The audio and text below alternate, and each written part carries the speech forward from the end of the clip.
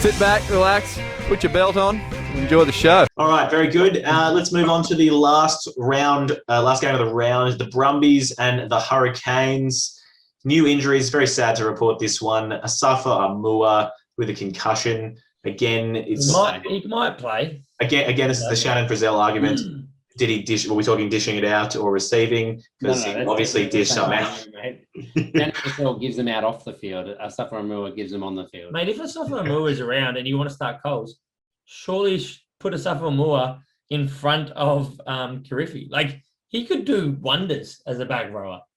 Yeah. I'd start Asafa Amua in pretty much any position on the field. That's just me. But, absolutely. If Lenny Lamarpe is injured, put Asafa Amua in. Mate, we talked about it. The Hurricanes just had no option at 10. Asafa Amua, right? Crash ball every time. Not a problem. Come on, guys. Let's get back on track. This is all right. Other injuries report. Peter Munga Jensen kind of had some arm injuries, heavily taped. We didn't really see anything, but he went off with it. I don't know. I don't really care because they've been swapping every week anyway. So I think we'll see Billy Proctor starting in the 13 jersey this week, regardless.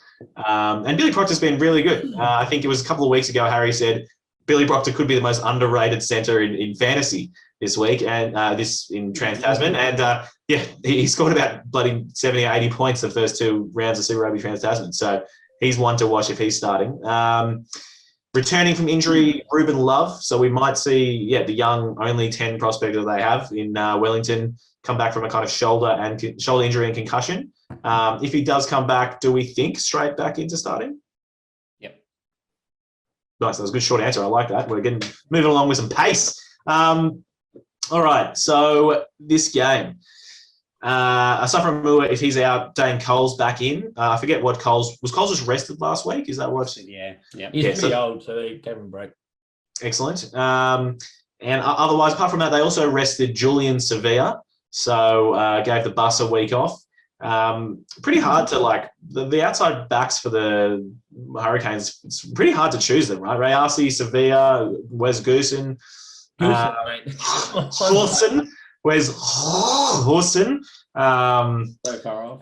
Yeah, I don't know. I personally, obviously, you know who I'm picking: Rayasi and Sevilla, either to start on the wings. But Me too, mate. I'm the exact same. Butcher the poor bloke's name. All right, so we're agreeing that we'll see we think we'll see them both there, and Artie Sevilla surely back into starting at 7. They're worlds better with him. So sorry, well that's the question. Does he start at 7? Who do we see? I think we'll see Reid Princep at 6 because they love him for some reason. I don't know why, but they do. Artie Sevilla, and then who do we see then? Are we going to see Kirifi or Flanders or Gareth Evans to round out that back row, and that will determine if Artie Sevilla is playing 7 or 8? I'd love to see Sevilla playing 7, but I mean, they've really backed Kirifi, over the last couple of years and given him lots of game time. So I think Gareth Evans, he made his return from a long injury. He was away for almost a year. I think his injury was not getting selected. How old's he? Isn't he about 40 or by now or something? I'm just going to look. Yeah, look, he only got a chance. He's Brent Evans' younger brother, mate. He only got a chance. Is he actually 29? Is it actually? Yes. Oh wow, I didn't know that. Jesus. Okay. He's got another 10 years. Yeah. Look, Devon Flanders, who was obviously starting at 8 before that, they said they gave him a rest because he was cramping at the 50 to 60 minute mark in the few weeks leading in. I think he's so good that they'll probably bring him back in at 8, Artie Sevilla at 7, and leave Reid Princep at 6 personally. But it's a lot of change. I'd like to see that. But again, they seem to really be backing Kirifi and giving him lots of minutes. But Devon Flanders and Sevilla is a better combination for me. That's my starting combo for sure as well. I'm a big fan of Flanders, so I think he's only going to get better. Flanders. And you get to yell that as well. All right. For the Brumbies, you got 3 players that didn't go on tour. So obviously the Brumbies back from a 3-week New Zealand tour. So all their injured players that have been rehabbing at home could be available again. And, we didn't have a lot of detail on the severity of the injuries that I'm about to go through, but all these 3 players could be back. That is James Slipper with his MCL aggravation. It's been 3-4 weeks now. That's a fair amount of time to come back from a moderate grade injury, especially when they're really missing him, to be honest. Caden Neville as well from his shoulder injury. He's actually been huge, been highly underrated how big his impact has been in the Brumbies. Yeah, makes a lot of penalties. And Andy, He's just massive, though. He's been awesome in the He's line so out, good. but in the scrum as well. He's a huge bloke. he has been good. He has been very good. And Andy Muirhead as well. Maybe an ankle injury. It might be a week or Let's two, not- to be honest. Let's not waste our time with him, mate. We've got Solomon Ekata in there who's been crushing it. We don't need you here. What about Pete Samu? How bad was his injury? Do we have any information from him? He wasn't flying to New Zealand, but seeing as they're back, he could be close. He definitely could, but the issue is with all these guys, the Brumbies have just given nothing away other than the fact that they weren't going on tour. So I don't know really what you make of that. I think because they're in Canberra, they've been holding the state secrets or something. They think that. I mean, if we go off what I've said, you stalk Instagram a fair bit. They had the jerseys, the players with the jerseys, and the other ones with the vests over the top, and he had Cusack as looking like more than likely a starter, which to me, I don't know, it sounds like Pete Samu is not involved. Yeah, for the listeners out there in fantasy store, it's if you do a bit of Instagram stalking, you can sometimes catch some photos of the training sessions, and you can see who were the reserve team and the bibs and the starters and the training jerseys. But that has caught me out a few times though, where I've thought he's definitely starting. I've picked someone up and then been done by it. So buyer beware. But it generally proves to be true though, I think. I suppose the other thing is Stowers. He hasn't really kicked on as much as we would have thought in a few weeks, so he could definitely make some room for Pete Samu. But I mean, we just expected a lot more from him, to be fair.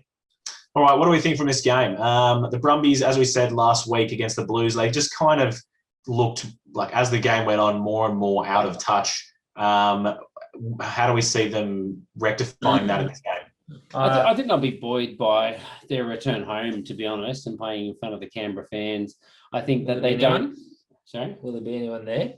I was going to say the Canberra fan, or Well, they're used to that.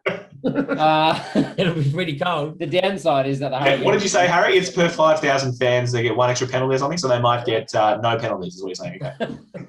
More than the Tars, apparently. I was going to say one, actually, but All right, one. We'll get with one. I think the Hurricanes attack has been so good that it's going to be interesting to see how the Brumbies go out and try and stop that. Let's be honest, they need a big increase in form in the last couple of weeks. They haven't played well for the last 2 weeks, but let's not forget that they almost drew with a kick to draw with the Crusaders in round one as well. So if they can get their game back, if they get Pete Samu, Neville Slipper back, I think that makes a massive difference to them. And if they get all those guys back, I think they'll go pretty close. Assuming that they won't get them all back, I'm going to go Hurricanes by 14 points. Yeah, that's fair. Look, I think the big thing is we've been talking about how pivotal Slipper has been for their scrum. I mean, they won 8 out of 8 scrums and still got flogged last week. Slipper's been better the last 2 weeks. He has. Slipper's been better. He definitely has. But I mean, coming into Trans Tasman, I would have thought the Brumbies had a crack at this one. Sevilla back definitely hurts. And I mean, it's positive for the Brumbies that 2 Sevilla's back, mate, actually. Yeah. I mean, there's one that scares me. The other one's, I'm still pretty scared by both, not going to lie. But there's one that scares me far more. But yeah, look, I'd love to say the Brumbies, but I think that the Canes are going to get this done. Sadly, which I didn't think I would have been saying, but yeah, they're going to win by 10. Cool. Hurricanes by 20. Boom, done.